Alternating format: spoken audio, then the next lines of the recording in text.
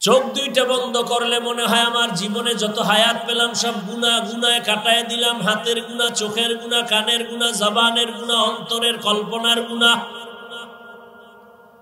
আমার এই গুনার খবর আমার আপনজন কেউ জানে না। যদি জানতো কেউ মোহাব্বতের নজরে দেখতো না। আল্লাহ বলেন আমি সব জানি, তারপরও রাগ করে পানি বন্ধ করি নাই, খানা বন্ধ করি নাই। আল্লাহর ভয় অন্তরে জমা করো হে যুবক। তুমি মনে মনে ভাবতেছো এটা কেমনে সম্ভব? এমন কিছু বেয়াদব এই সমাজে আছে, নিজেও নামাজ পড়ে না, অন্যে নামাজ পড়ে পছন্দ করে না। নিজেও দাড়ি রাখে না, অন্যে দাড়ি রাখে পছন্দ করে না। নিজেও হালাল খায় না, অন্যে হালাল খায় পছন্দ করে না। আলেমের বয়ান নিজেও শুনে না, কেউ শুনবে তাও পছন্দ করে না। দাবি করে মুসলমান, কিন্তু কোরআন পছন্দ করে না, আলেম ওলামা পছন্দ করে না। এর মতো কুলাঙ্গার বেয়াদব এই জমিনে কেউ হতে পারে না। আবার এরা মরে ওই রকম, চাকার তলে মাথা কখন ঢুকে যায় টেরও পায় না। যত ঝামেলা বাংলাদেশে দেখতেছো সব আলেমদের সাথে বেয়াদবির ফলাফল। এখনো যারা আলেমদের সাথে বেয়াদবি করো, দূরে বসে করো আর কাছে বসে করো, ডাইরেক্ট করো আর ইনডাইরেক্ট করো, রেডি থাকো, তোমার পরিণাম ফলটাও ভালো হবে না। আমি শুরুতেই বৈশা বলছিলাম নবী আসবেন না, সাহাবায়ে কেরাম আসবেন না, কিয়ামত পর্যন্ত এই জাতিকে জান্নাতের পথ দেখাবেন উলামায়ে কেরাম। অতএব এই উলামায়ে কেরামদের সোহবত ছাড়া, নেক নজর ছাড়া আল্লাহ বলেন আমাকে ভয় করো, ভয়ের নাম তাকওয়া। আর এই তাকওয়া তুমি নিজে নিজে অর্জন করা যাবে না। তাকওয়ার গোডাউনের সাথে লাইন লাগাও, পাওয়ার হাউসের সাথে লাইন লাগাও। তাকওয়ার পাওয়ার হাউস লিকুল্লি শাইইন মা'দিনুন ওয়া মা'দিনুত তাকওয়া কুলুবুল আরিফিন। প্রত্যেক জিনিস রাখার একটা গোডাউন আছে। তাকওয়ার গোডাউন হলো আল্লাহর প্রিয় বান্দা যারা, তাদের কলব, তাদের নেক নজর লাগাও। আল্লাহ ওয়ালাদের নেক নজরে পাওয়ার, তাদের নজর যখন লাগবে কলবের মধ্যে তাকওয়া চলে আসবে। আল্লাহর ভয় যখন আসবে তখন গুনাহ ছাড়তে সহজ হবে। আর যদি আল্লাহর ভয় তাকওয়া অন্তরে না আসে, হাজারো বয়ান আমি কেন, মক্কা মদিনার ইমাম কেন, স্বয়ং রাসূল বয়ান করে তারপরেও কপালে কালেমা আসে না।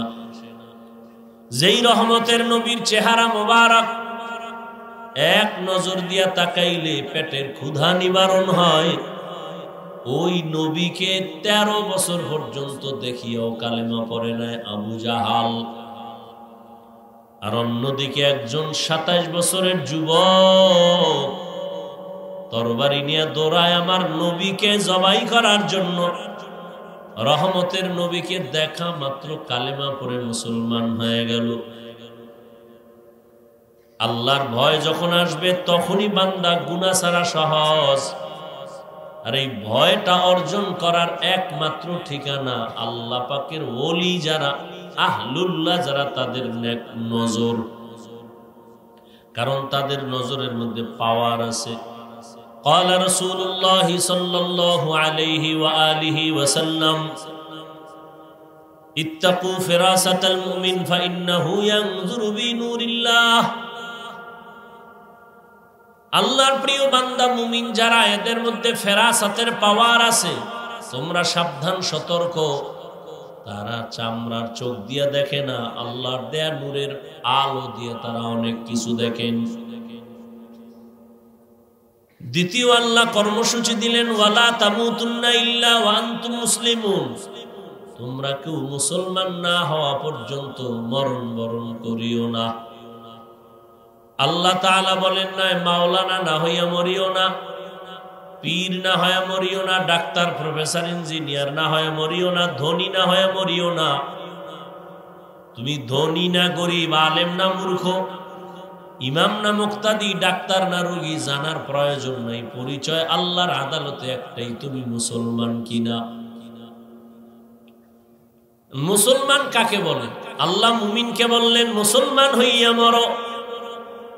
এখানে আমরা সবাই মুমিন, এমনকি আমরা সবাই মুসলমান, কিন্তু আল্লাহ বলেন এই মুমিন, মুসলমান না হইয়া মরিস না। কেমন যেন মনে হয় আল্লাহ আমাদের বুঝাইলেন আমরা মুমিন হইছি, মুসলমান এখনো হতে পারি নাই। আল্লাহ তাআলা অন্য এক আয়াতে বলেন ইয়া আইয়ুহাল্লাযীনা আমানু দুখুলু ফিস-সিলমি কাফা ওয়ালা তাত্তাবিউ খুতুওয়াতিশ শাইতান ইন্নাহু লাকুম আদুউম মুবিন।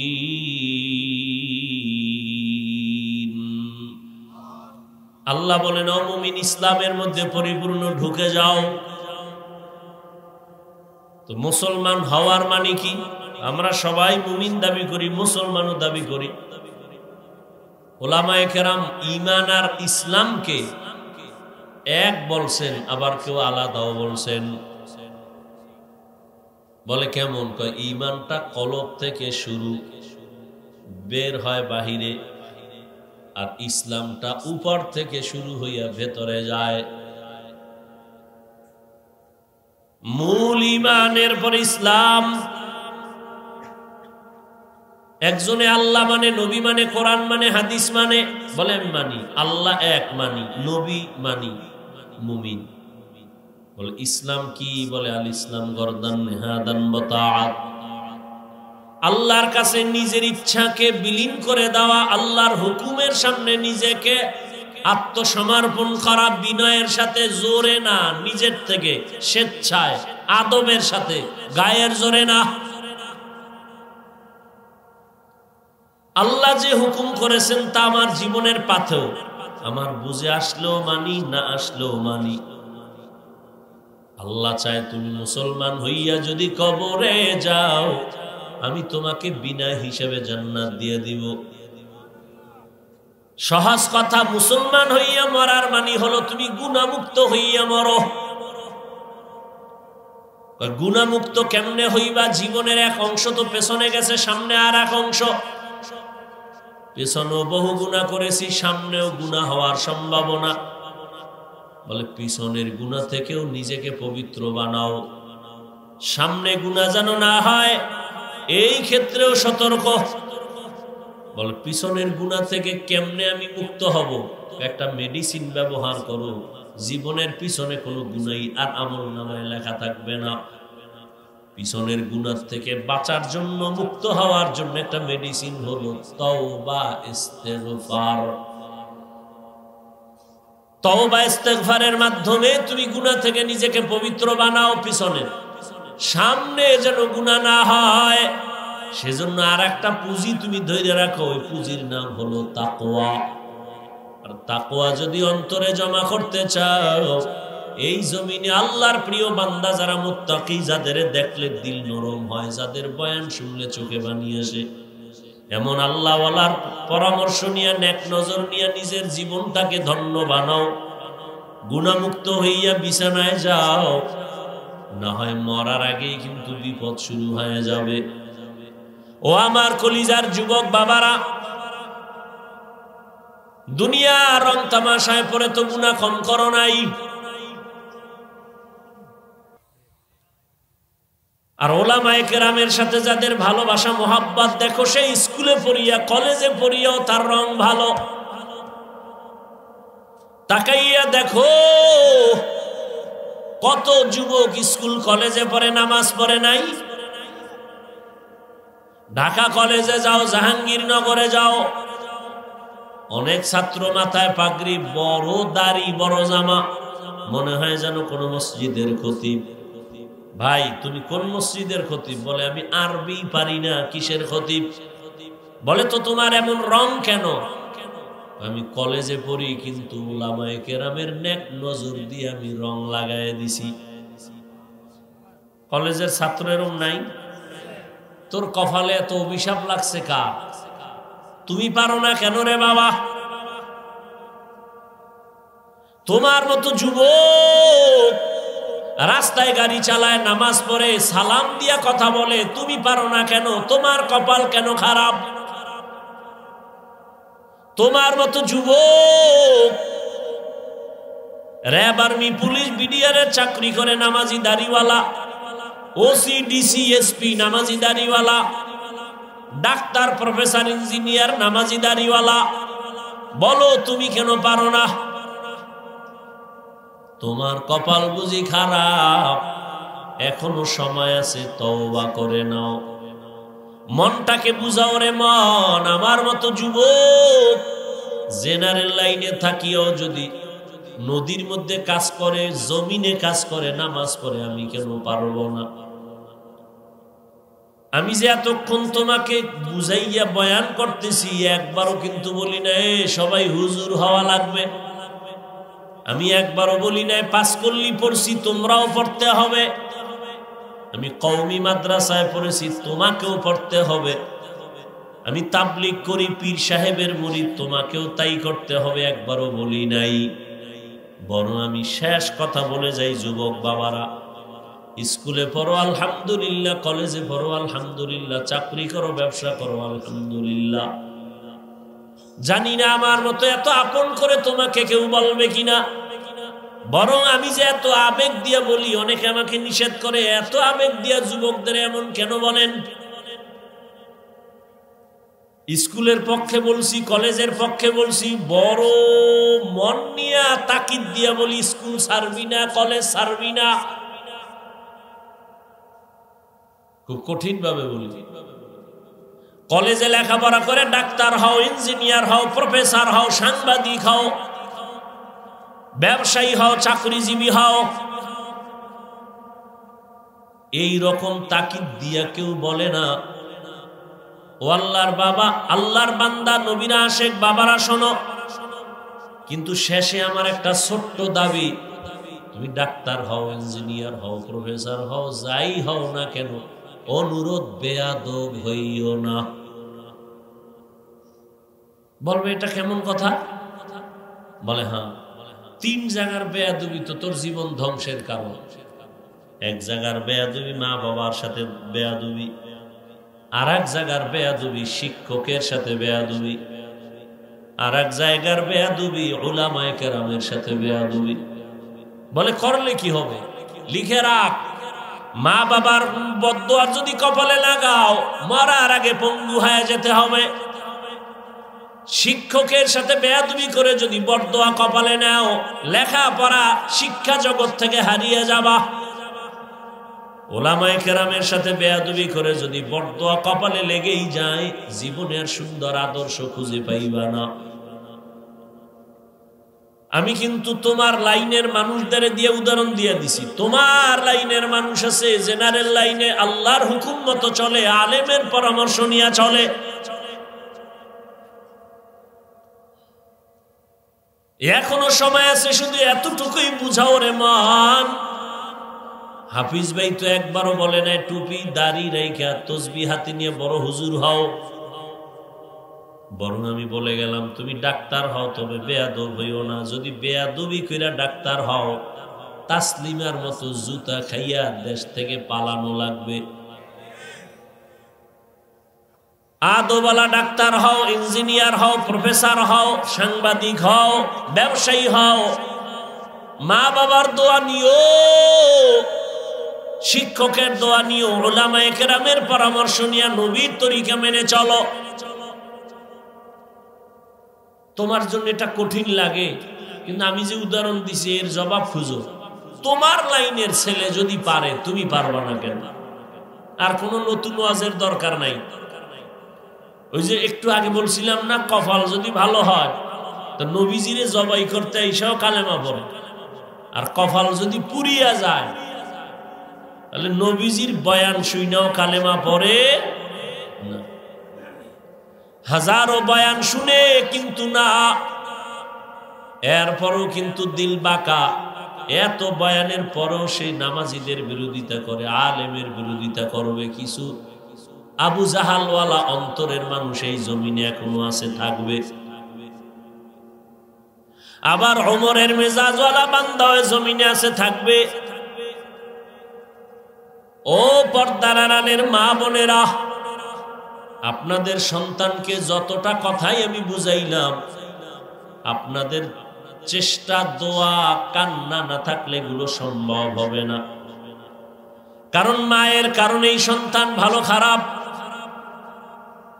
মা ভালো তো সন্তান ভালো, গাছ ভালো, ফল ভালো। এই দুনিয়ায় যত ভালো ভালো সন্তান আছে সব মায়ের অবদান আর দোয়া। এসপি সাহেবের ব্যবহার ভালো, ডিসির ব্যবহার ভালো, ডাক্তারের ব্যবহার ভালো, খুঁজে দেখেন তার মা ভালো, মায়ের আদর্শ ভালো। এরে পর্দার আড়ালের আম্মা জান, আপনারা তো নবীদের মায়ের মতো দামি মা, সাহাবায়ে কেরামদের মায়ের মতো দামি মা। এই দুনিয়াতে যত ভালো সন্তান মা আপনাদের দোয়ার কারণেই হয়েছে। এক মিনিটে একটা ঘটনা শুনাই, এক মিনিটে আপনারা অনেকে শুনছেন, আমি আবার শুনাই। মদিনাতুল মুনাওয়ারা থেকে আসছেন একজন আল্লাহর গোলাম খাজা মঈনুদ্দিন চিশতি আজমিরি, ভারতে কালেমার দাওয়াত দেওয়া শুরু করলেন। লক্ষ লক্ষ লক্ষ লক্ষ লক্ষ বিদুর্মী তার হাতে কালেমা পড়ে মুসলমান হলো।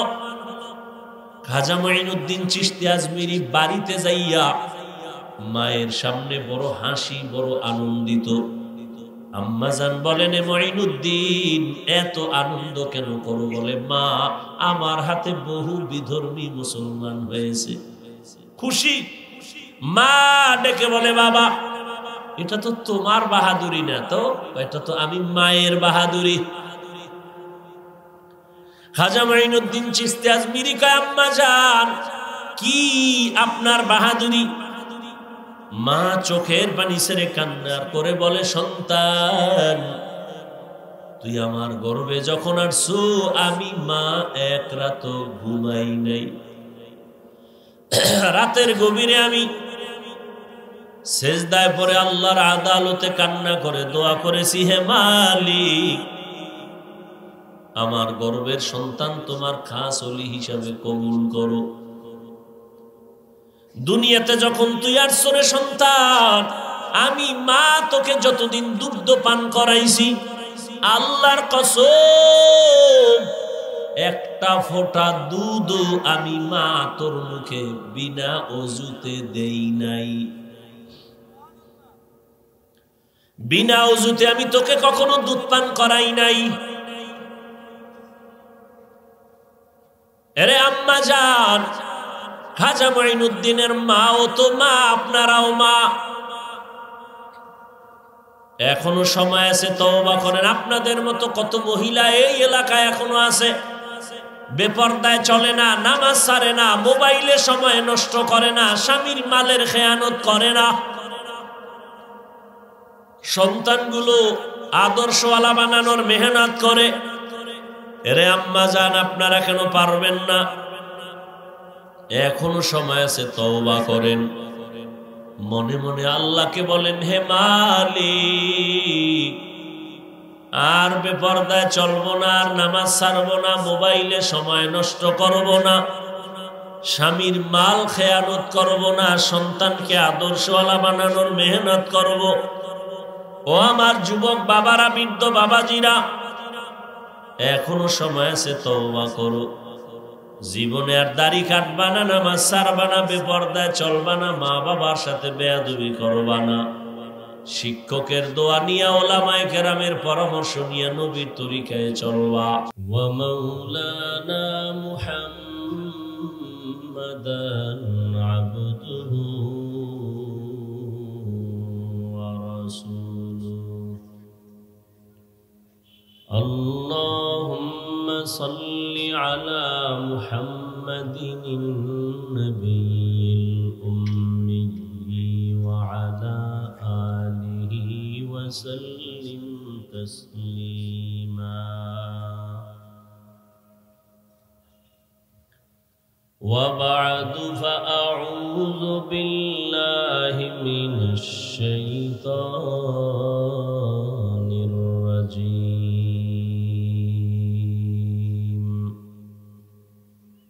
বিসমিল্লাহির রাহমানির রাহিম।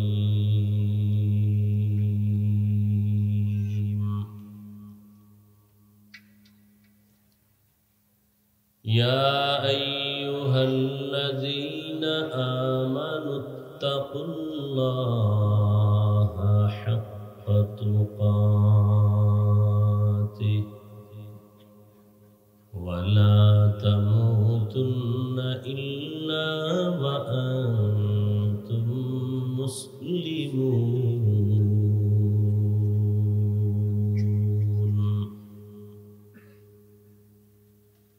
وقال النبي صلى الله عليه وآله وسلم: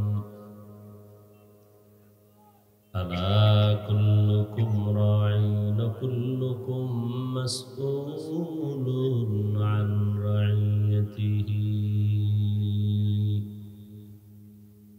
أو كما قال النبي عليه الصلاة والسلام.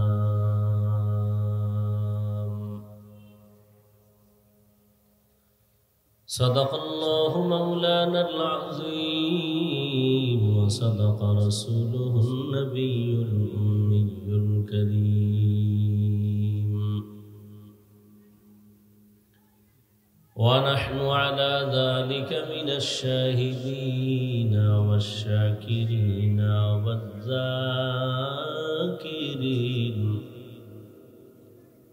والحمد لله رب العالمين.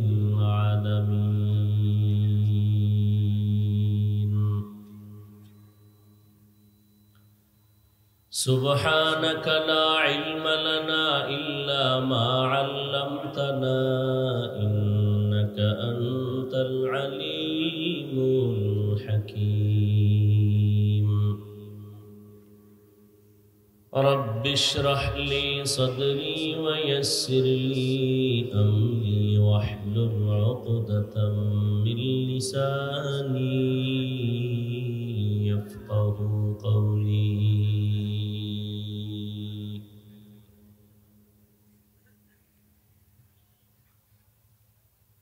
दुर्फशानी ने तेरे कतरों को दरिया कर दिया,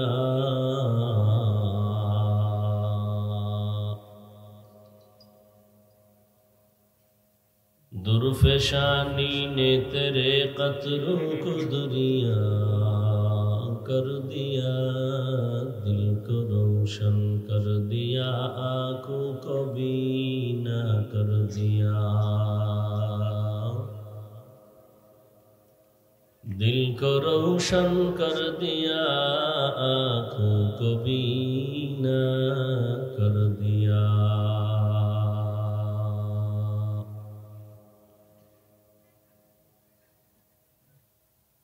हकीकत खुल जाएगी बवक़्ते इम्तिहान तेरे,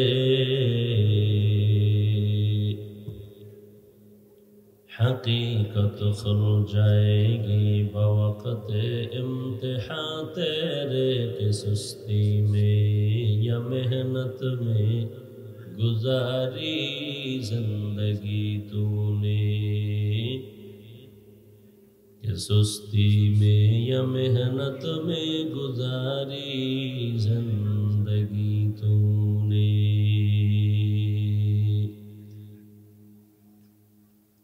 मुहम्मद ने आकर कुफर को मिटाया,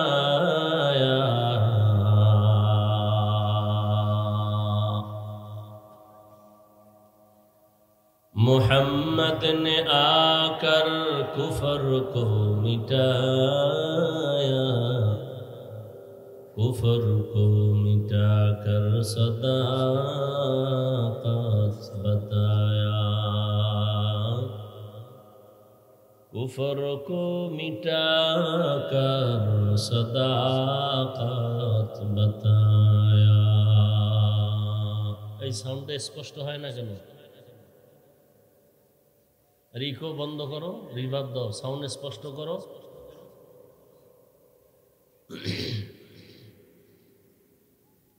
এই তুমি এহেনের কি কি তুমি কি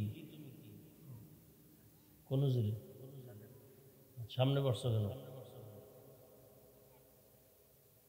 যত মুরব্বী আছেন এক সামনে দাও, তুমি সামনে আসছো কেন?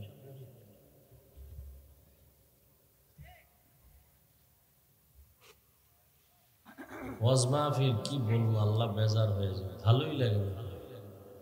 এই যে মোবাইল নিয়ে পাগল হয়ে গেছে।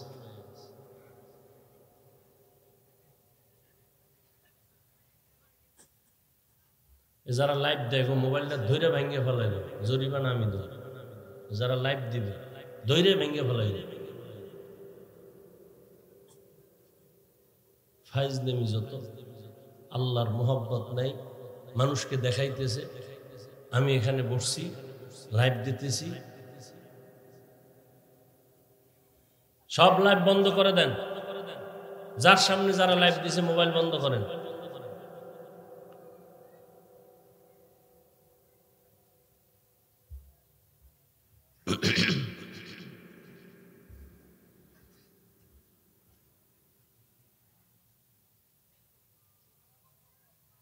শাওঘাট দক্ষিণপাড়া যুব সমাজের উদ্যোগে আয়োজিত ইসলামী মহাসম্মেলন 8 জানুয়ারি 2025। মহতি এ মাহফিলে উপস্থিত মুহতারাম সম্মানিত সভাপতি, প্রধান অতিথি, বিশেষ অতিথিবৃন্দ, হযরত উলামায়ে কেরাম। ইকো হয় কেন? এই বেটা ইকো বন্ধ করো।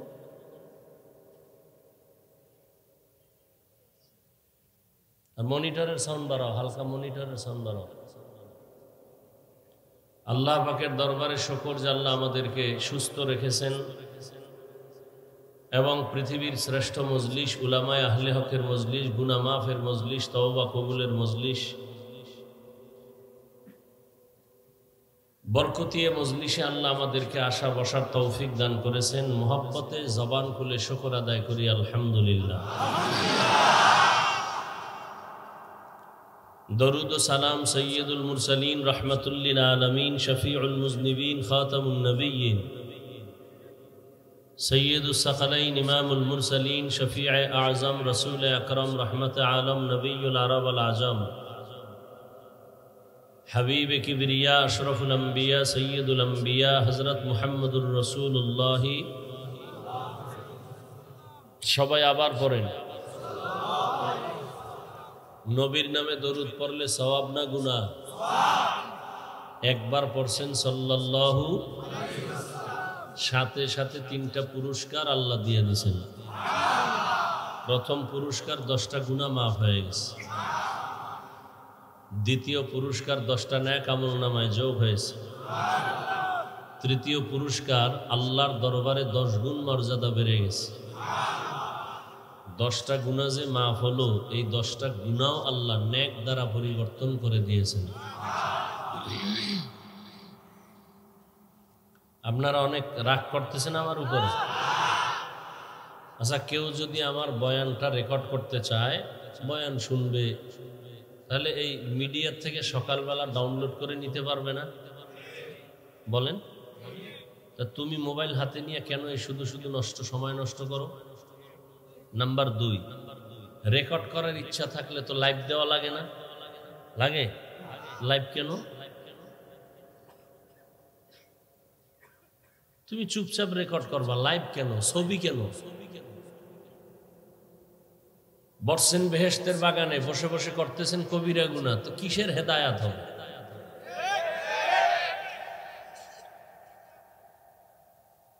আল্লাহ সব ভাইকে হেদায়াত দান করুন। আমি অনেক দূরে না, আপনাদের কাছে আছে, তাহলে আপনারা আসতে বললেও আমি শুনবো। চিল্লাচিল্লি করার মজলিস এটা না। কথা বলার আদব আছে, বসার আদব আছে, চোখের চাহনির আদব আছে। এখানে চিৎকার দেওয়ার কিচ্ছু নাই। আমি কিছু কথা বলবো, খুব খেয়াল করে শুধু শুনবেন, বুঝবেন। প্রয়োজন হলে সুবহানাল্লাহ আলহামদুলিল্লাহ বললেও স্বাভাবিক আওয়াজে বলবেন, ভদ্রতার সাথে। চিল্লাচিল্লির কিছু পরিবেশ আছে, মাঠ আছে। এটা কি সেই মাঠ? তো কেন চিল্লাচিল্লি করতেছে?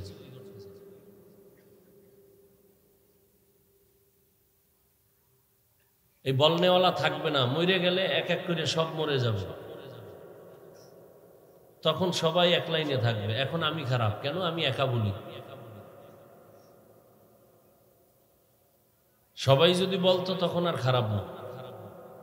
সবাই এক লাইনে চলে, আমি ভিন্ন বলি কেন?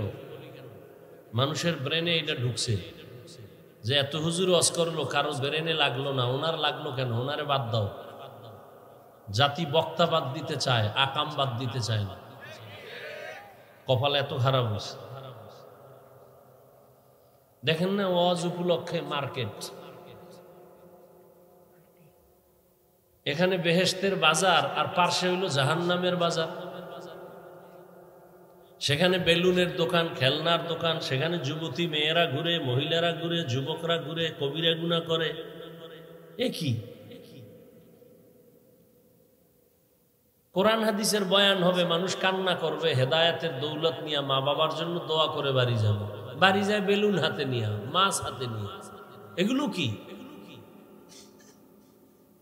ওয়াজ উপলক্ষে মার্কেট হবে কেন? কি প্রয়োজন? কি আপনাদের গাউসিয়া মার্কেট নাই তো? কেন? দূরের থেকে যারা আসে তাদের চা বিস্কিট রুটির দরকার, দুই একটা দোকান থাকতে পারে খাওয়া। খেলনার দোকান কেন? বেলুনের দোকান কেন? সেখানে বেপর্দা নারী ঢুকবে কেন? পুরুষ ঢুকবে কেন? এই গুনাহের দায়ভার কারা নিবে? সারা বাংলাদেশের হালাত বড় দুর্বল, সব জায়গায় হালাত। তুমি শুধু আমার বক্সের রিভাব দাও, মাইকে দিও না বাহিরের, তো কিচ্ছু বুঝবে না মানুষ। বাইরে তুই রিভাব হইতেছে, মনিটরে দাও, মনিটরে দাও, আর মনিটরের ভলিউম হালকা বাড়াও।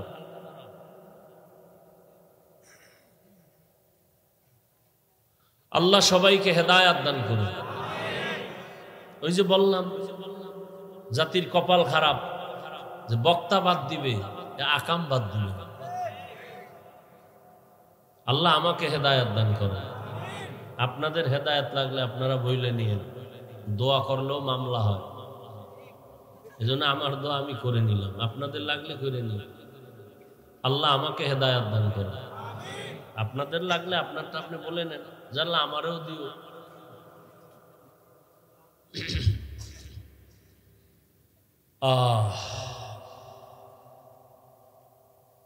ওলামায়ে কেরাম বয়ান করেছেন, আপনারাও ধৈর্যের সাথে বয়ান শুনছেন।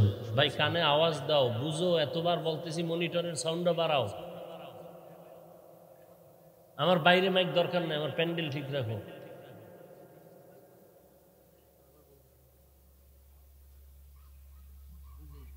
আমি আপনাদের দোয়া নিতে আসছি, আমার দোয়ার খুব দরকার।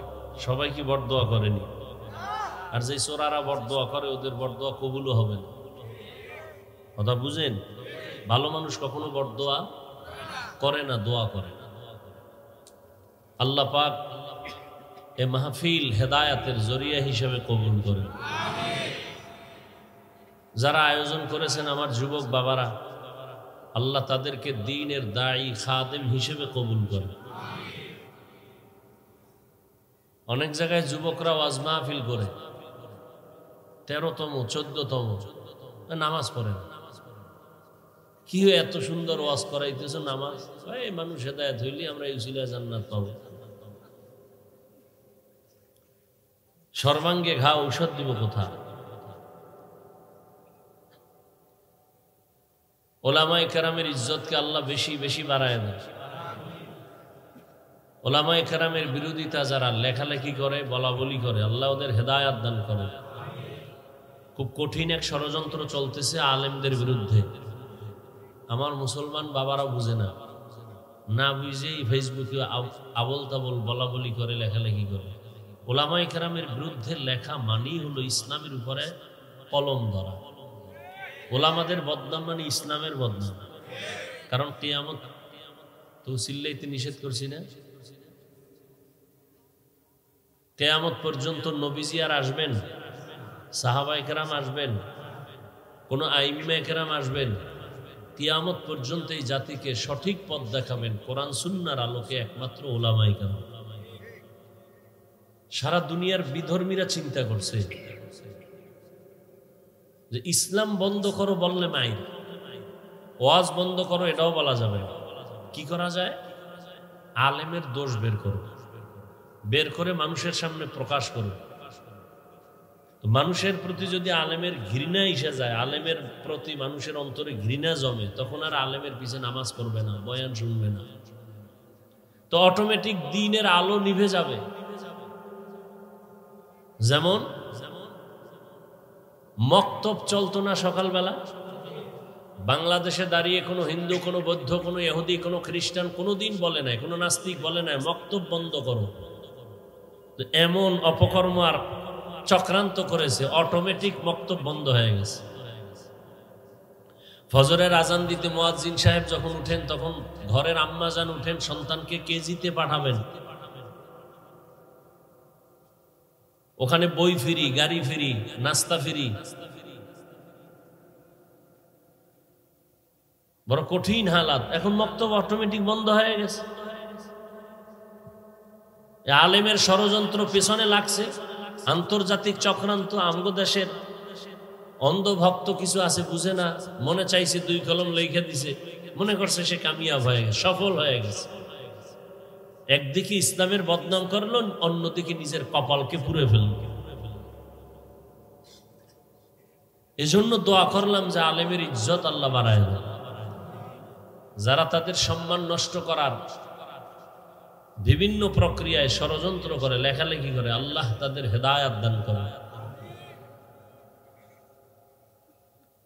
আমি আপনাদের সামনে সংক্ষিপ্ত কিছু আলোচনা করব। কোরআনে হাকিমের সূরা আলে ইমরানের এক আয়াত পড়েছি, নবীজির হাদিস থেকে এক টুকরো হাদিস পড়েছি। ইখলাস ও রুহানিয়াতের সমন্বয়, সহি নিয়তে, সহি তরিকায়, সহি কিছু কথা আমাকে বলার মতো, আপনাদেরকে শুনবার মতো দয়াময় আল্লাহ তৌফিক দান করে। আমাদের পুরো বডির জন্য মূল চালিকা শক্তি রূহ। কি? রুহটা না থাকলে দেহের কোনো দাম। ঠিক আমাদের বয়ানের মূল চালিকা শক্তি আওয়াজ। বাতিরও দরকার নাই, প্যান্ডেলেরও দরকার নেই। মূল কি? আপনাদের 2-4 ঘন্টা, আমাদের তো প্রতি রাত, প্রতিদিন টাইম মতো ঘুম নাই, খানা নাই। একটু চিন্তা করেন তো, আল্লাহ পাকের কুদরত ছাড়া কেমনে সম্ভব? প্রতিদিন ফজরের পরে, জোহরের পরে, আসরের, কালকে এই টাইমে বয়ান করি কোথায়? চট্টগ্রাম। তো চট্টগ্রাম থেকে 1 ঘন্টা দূরে রাঙ্গুনিয়া। আবার আজকে কিছু ঘুমায়, আবার মাগরিব পরে বয়ান করলাম সেই হাজারীবাগ, মোহাম্মদপুর। এইভাবে চলতেছে। আল্লাহ তাআলা দয়া না করলে কোনো বক্তার মাস্তানি নেই এখানে কিছু করার, আল্লাহর দয়া। সেই ক্ষেত্রে একটু বারবার চাই যে সাউন্ড সিস্টেমটা ভালো হোক। যে বারবার বলতেছে আমার কানে আওয়াজ দরকার, আমার বাইরের আওয়াজ আসতেছে, সামনের বক্সের আওয়াজ কানে আসে, শুধু বাইরের আওয়াজ আসতেছে। সবকিছু ভালো, সেটিং ভালো, সবকিছু। অনেক সময় ভলিউম লড়াইতে লড়াইতে আরো ডিস্টার্ব করে, বেশি বলতে গেলে আরো ঝামেলা, শেষে যা আছে এটুকু থাকবে। আল্লাহ, তোমরা এই বক্সের সাউন্ডটা বাড়াইলে সমস্যাটা কি বলো তো? কি সমস্যাটা কি?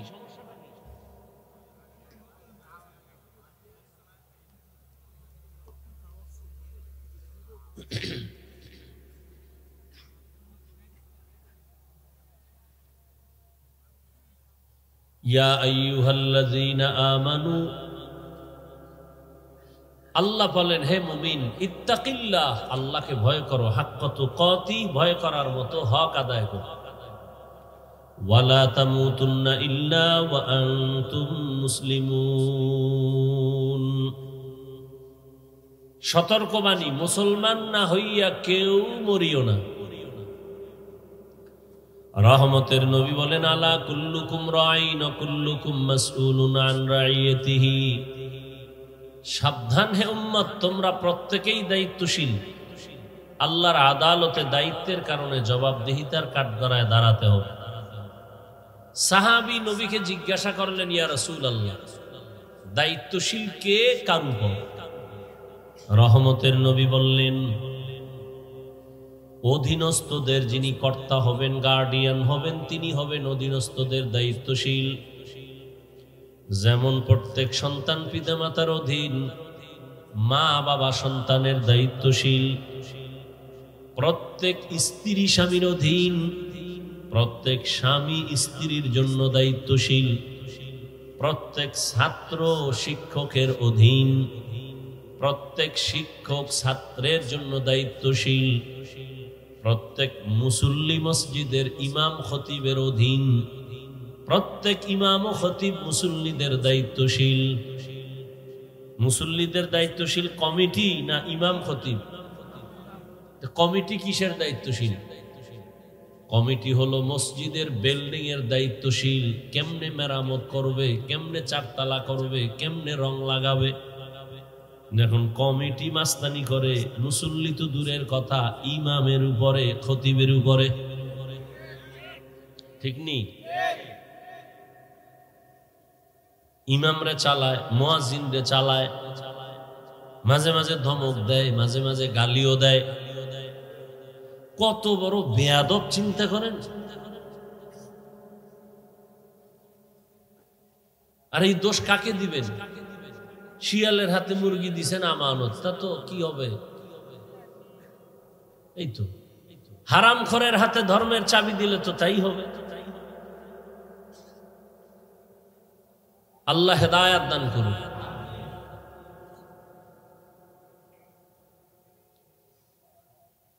যে গাড়ির ড্রাইভারের লাইসেন্স নাই, চালাইতে পারে না, এর যদি ড্রাইভিং এ বসায় বলেন চালাও, তো খালে যাবে। আউযুবিল্লাহ পারে না, বিসমিল্লাহ পারে না, ইমামের ভুল ধরে, ইমামকে পরিচালনা করে। খতিব সাহেব বয়ান করবে কোরআন হাদিস দিয়ে, এমনি বয়ান করেন, সেমনে বয়ান করেন। এরকম কিছু বেয়াদব নাই? ওই শিয়ালের হাতে মুরগি দিছেন আপনারা। এলাকার গণ্যমান্য ব্যক্তি, টাকা আছে, সুদের টাকা মসজিদে দিবে। হারাম টাকা দান করা হারাম, মনে রাখবেন। হারাম টাকা দান করা, জেনে শুনে ওই দান নেওয়াও হারাম। আপনি যদি জানেন এই লোকটার টাকা হারাম, ওইটা যাই না, আপনি যদি নেন, এটাও হারাম। আল্লাহ হেদায়াত দান করুন। ওয়ার্ডের একজন মেম্বার, ওয়ার্ডের মানুষের দায়িত্বশীল, চেয়ারম্যান ইউনিয়নবাসীর দায়িত্বশীল, দেশের প্রধান গোটা দেশবাসীর দায়িত্বশীল, উলামায়ে আহলে হক গোটা উম্মতে মুহাম্মাদের দায়িত্বশীল। আর একজন সাহাবী দাঁড়াইলেন, ইয়া রাসূলুল্লাহ, আমার অধীনেও কেউ নাই, আমিও কারো অধীনে নেই, আমি একা। আমার দায়িত্ব কি? রহমতের নবী বললেন, আপনি আপনার অঙ্গ প্রত্যঙ্গের দায়িত্বশীল। দুইটা হাত আল্লাহ দান করেছেন, এমনিই না কাজ আছে? কাজের জন্য দিয়েছেন। চোখের দায়িত্ব দিয়ে আল্লাহ পাঠাইছেন, দুটো কান দিছেন, এগুলোর আলাদা আলাদা ডিউটি আছে। কিয়ামতের ময়দানে এই ডিউটি পালন না করলে জবাবদেহিতার কাঠ গড়ায় দাঁড়াতে হবে। আল্লাহ পাক জিজ্ঞাসা করবেন, হাত যেই কাজে দিলাম ব্যবহারের জন্য করেছো কিনা? অনেক মিথ্যার আশ্রয় নিবে, মাইরের ভয় বলবে হ্যাঁ করেছি, অথচ করে নাই। তো করছে না করে নাই আল্লাহ এটা জানে না? জানে। এবার আল্লাহ জিহ্বাকে বন্ধ করে হাতকে বলবে কথা বল। اليوم نختم على أفواههم وتكلمنا أيديهم وتشهد أرجلهم بما كانوا يكسبون دستگوید منچونی دزدی دام لبگوید منچونی بوسی دام چشمگوید چیدہ ام غمزہ حرام گوش گوید چیدہ ام سمر الکلام। কিছুক্ষণ বসবেন না বিড়ির আবার নেশা উঠবে? কবি এত ঠান্ডা লাগে, একটু গরম করি শরীর, বিড়ি বুড়ি টান টান দিয়ে আবার এবং নিজের কপালটাও নষ্ট করেন না। আল্লাহ নিয়ে আসছেন, শুকর আদায় করিয়া মা বাবার জন্য একটু দোয়া করিয়া যান। এই বরকতি মজলিস কালকে মিলবে আর আপনি কালকে সুস্থ থাকবেন, আসতে পারবেন, কোনো গ্যারান্টি নেই। চোখের সামনে তাজা মানুষগুলো চলে যাইতেছে, কোনো রোগ নাই, হঠাৎ করে বুকে ব্যথা, ধর বলার আগে নাই।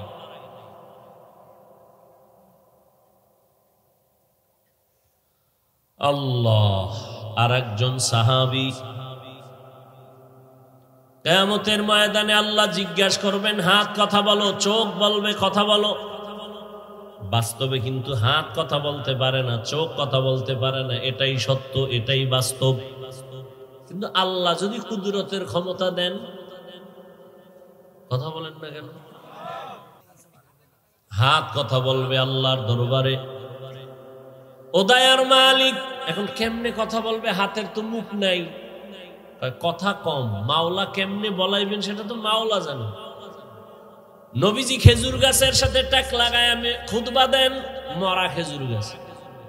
কিছুদিন পরে হঠাৎ করে নবী নতুন মিম্বর বানাবেন, খুতবা দিবেন, খেজুর গাছ বাদ। বুখারী শরীফের ইবারত। রহমতের নবী যখন এটাকে বাদ দিবেন, মানুষ যেমন কান্না করে, খেজুর গাছ কান্না করে। সাহাবায়ে কেরাম বলেন মানুষের মতো কান্নার আওয়াজ। রহমতের নবী আসলেন, সামনে দাঁড়ায় বলে, এই মরা খেজুর গাছ, কাঁদো কেন? কি চাও? আমি কি দোয়া করব তুই তাজা হবি, ফল হবে, মানুষ খাবে? কয় না। কি চাও? ইয়া রাসূলুল্লাহ, আমি আপনার বিরহের বেদনায় কান্না করি, আমি চাই মানুষের মতো আমার জানাজা পড়াবেন, এখানেই দাফন করবেন, কিয়ামতের দিন আমি আপনার সাথে জান্নাতে থাকব। উস্তুনে হান্নানা আজ হাজরে রসুল, নালামি জাদ হামচুয়ার বাবুল। মরা গাছ কথা বলতে পারে না, আল্লাহ যদি ক্ষমতা দেন কুদরতে, হাত কথা বলবে। আল্লাহ এই হাত দিয়ে যত ডিউটি করার জন্য তুমি দিছো করে নাই, হাত দিয়া মা বাবার খেদমত করবে করে নাই, আলেমের পেছনে হাতকে ব্যয় করবে করে নাই, হাত দিয়া কোরআন শরীফ ধরে ধরে ধরে ধরে আঙ্গুল টেনে টেনে পড়বে পড়ে নাই, বরং এই হাতের দ্বারা মানুষের ক্ষতির কল্পনায় ফেসবুকে লেখছে, এই আঙ্গুল দিয়া আলেমদের বিরুদ্ধে লিখেছে, মানুষের ক্ষতির কল্পনায় কলম ধরেছে।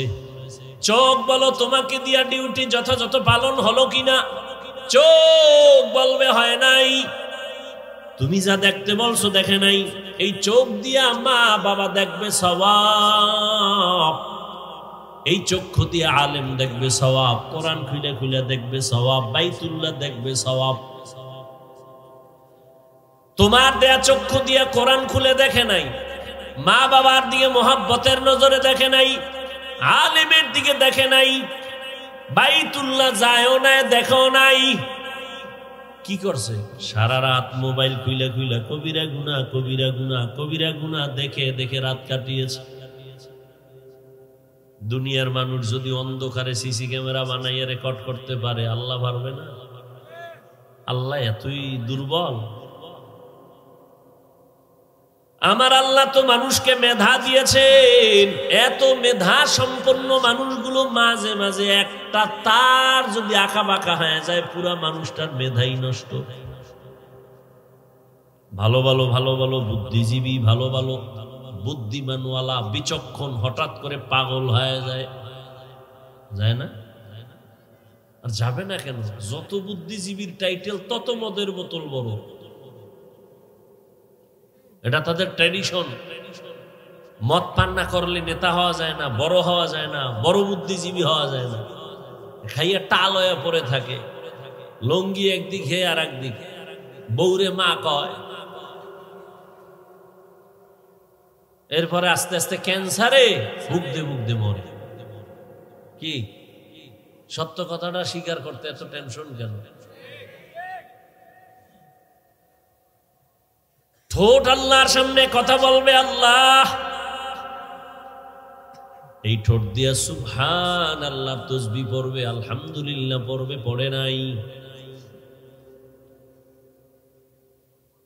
কিয়ামতের দিন আল্লাহর আদালতে হিসাব দিতে হবে, পালাবার কোনো সুযোগ আছে? মরণ থেকে যতই পালাও মরণ তোমায় নিবে ঘিরি। যদিও সুদূর আকাশ পানে লুকাও সেথায় লাগিয়ে সিঁড়ি।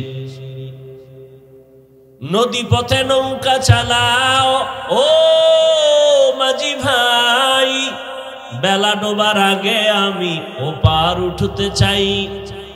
ডুবে গেলে বেলারে আর উঠে না, ভেঙ্গে গেলে বেলারে আর জমে না।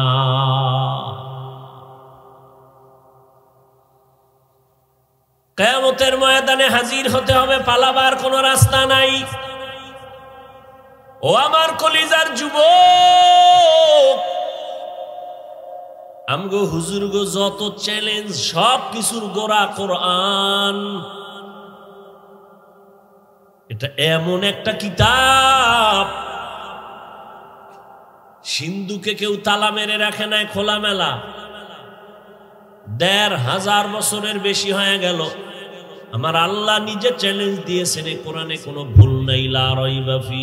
আজও পর্যন্ত কোনো পণ্ডিত ভুল বের করতে পারে নাই। আমরা ওই কোরআনের চ্যালেঞ্জ নিয়ে কথা বলি। ও যুবক, ওই কোরআন তোমাকে যদি বিবেক তোমাকে অ্যান্সার দেয়, এটা সত্য। কোরআনের মধ্যে যত বয়ান আছে সব সত্য। আর যদি ভুল বের করে দিতে পারো, এখন আমি দাড়ি কেটে ফেলবো, নামাজ রোজা বাদ, প্যান্ট শার্ট টাই লাগায় রাস্তায় নাচ গান শুরু করো।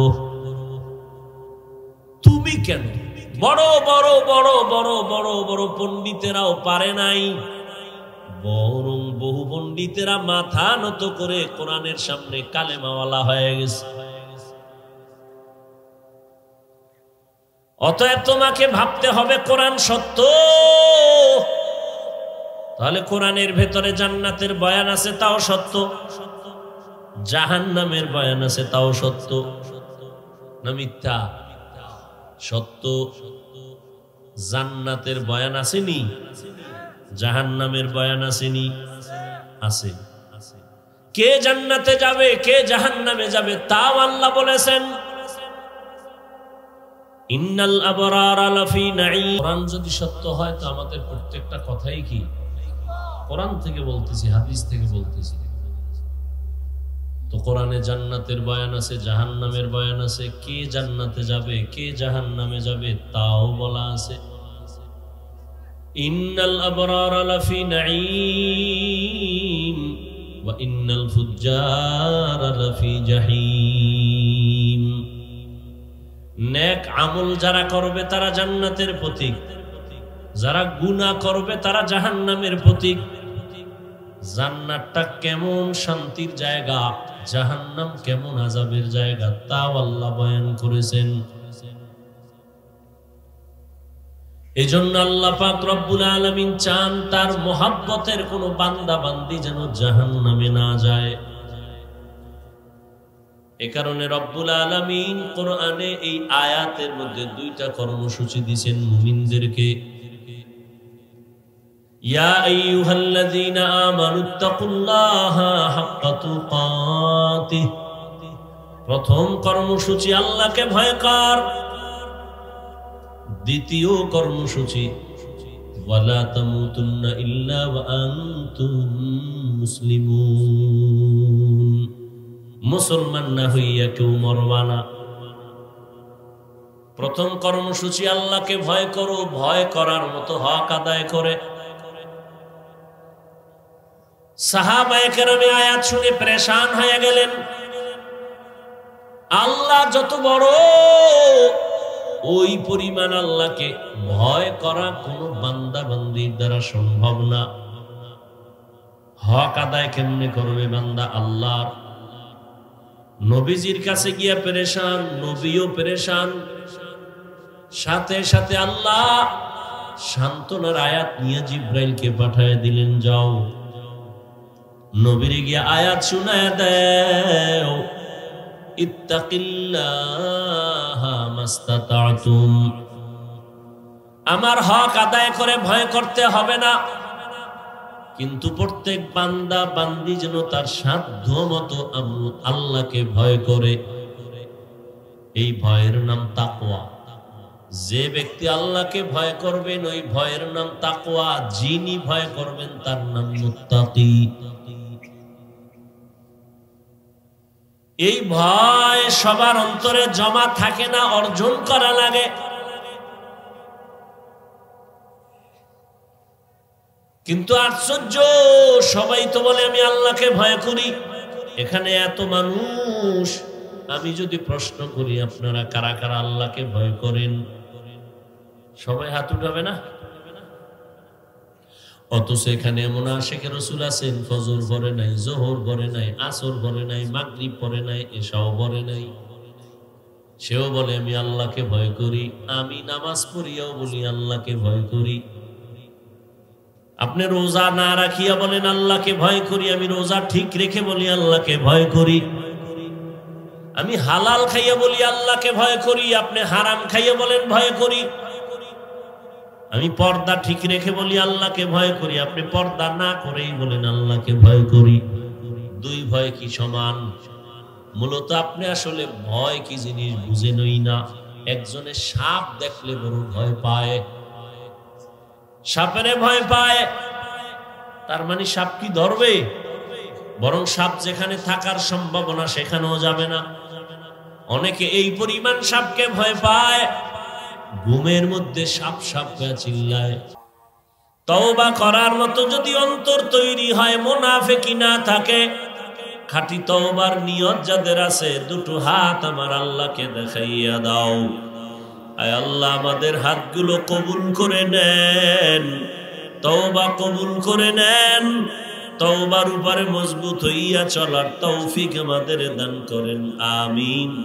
আলহামদুলিল্লাহি রাব্বিল আলামিন। والصلاة والسلام على سيد الأنبياء والمرسلين وعلى آله وأصحابه أجمعين يا أرحم الراحمين يا أرحم الراحمين يا أرحم الراحمين رب ارحمهما كما ربياني صغيرا اللهم إنك عفو كريم تحب العفو فاعف عنا اللهم إنا نسألك رضاك والجنة ونعوذ بك من سخطك والنار ও দয়ার মালিক, গুনাহের বোঝা নিয়ে আপনার দরওয়াজায় হাজির।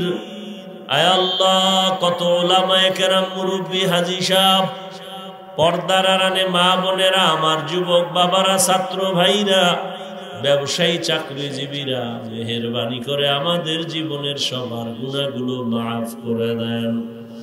আয় আল্লাহ, মাহফিল কবুল করে নেন, আয়োজনকারী সহযোগিতাকারীদের কবুল করে নেন, আমার যুবক বাবাদেরকে দ্বীনের খাদেম বানায় দেন, মা বোনদের আবেদা বানায় দেন, পর্দাওয়ালা বানায় দেন, সন্তানগুলো নেককার বানায় দেন, লেখাপড়া পরীক্ষার্থীদের কামিয়াবি দান করেন। আমার কলিজার প্রত্যেকটা যুবকের দ্বীনের খাদেম